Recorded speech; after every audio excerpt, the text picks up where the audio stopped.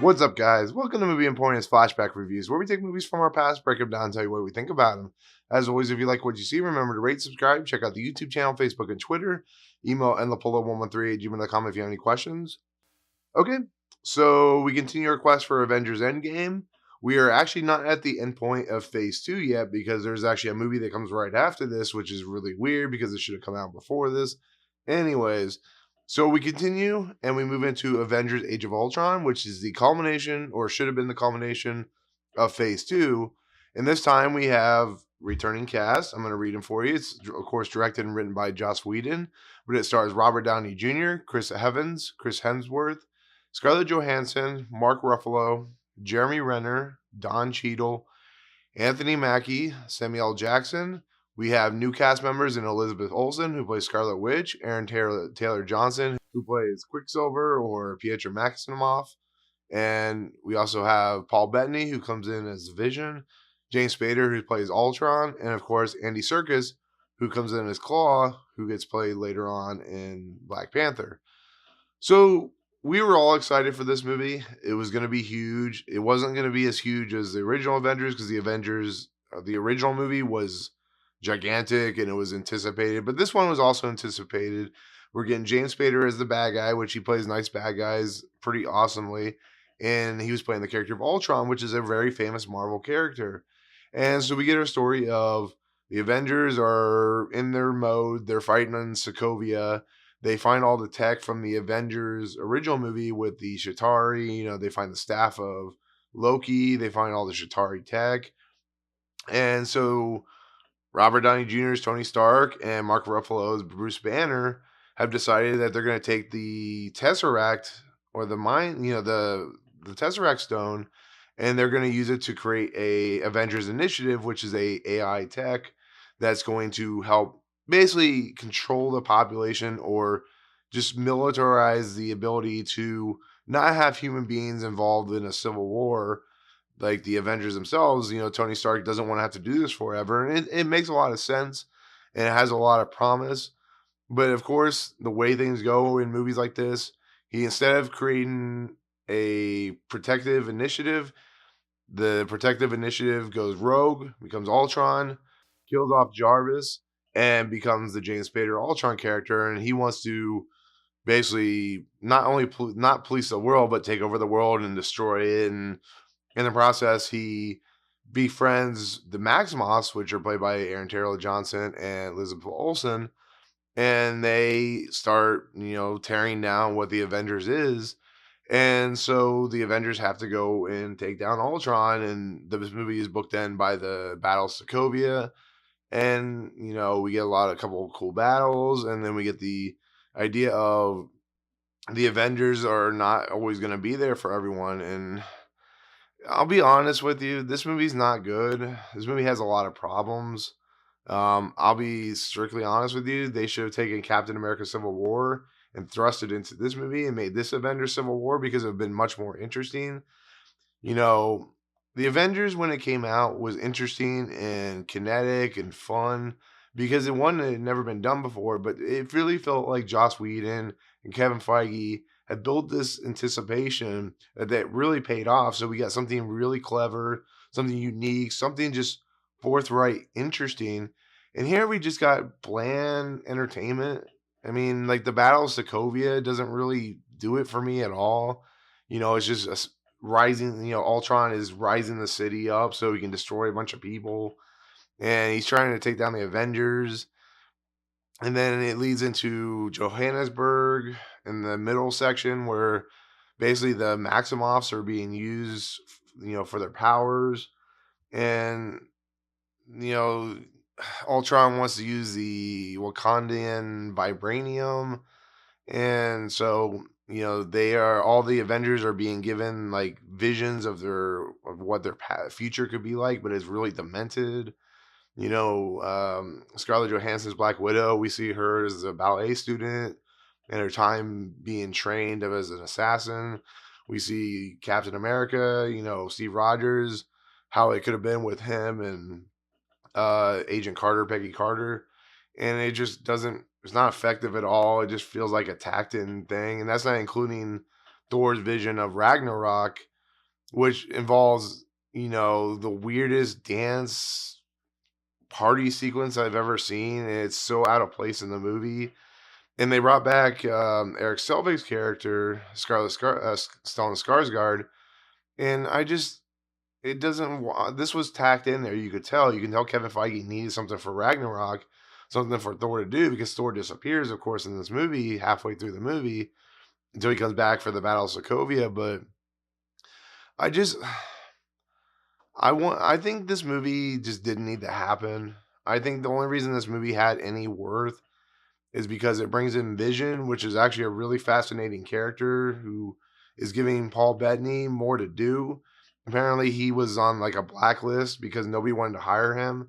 And thank God they gave him the part of this Vision and Jarvis, because he's a really fascinating actor to watch, and his ideals and beliefs and how he's making Vision understand that even though the human population isn't perfect, they have a real understanding of just being there for people. And he really considers the Avengers a smart group, and he really wants to help them. And this is what Ultron can't understand.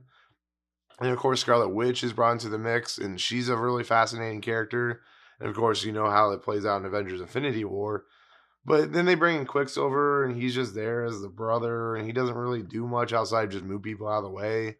That's why the one in the X-Men version of the Marvel Cinematic Universe, or the Marvel Universe, is a much more interesting character, because he has more fun things to do, and he has more of a purpose than, Aaron Taylor Johnson in this movie. I will say that the Hulk, Iron Man, Hulkbuster fight in Johannesburg is a lot of fun.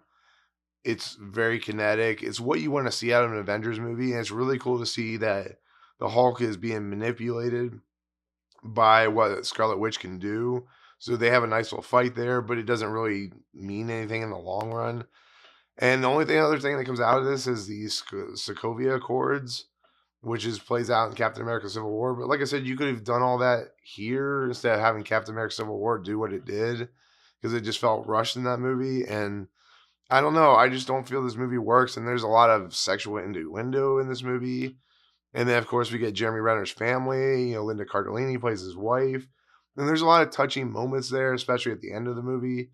But after this, you don't see Jeremy Renner's character maybe until, I think, Captain America Civil War.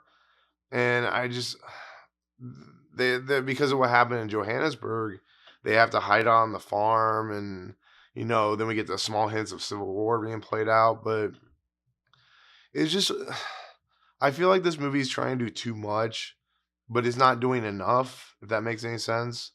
Because it just feels like there's just so much weird atmosphere going on in this movie. You could tell, like I said, Joss Whedon was very strained to try to come up with a story about Ultron, which is a very fascinating villain because he has a lot to say and he has a lot to do.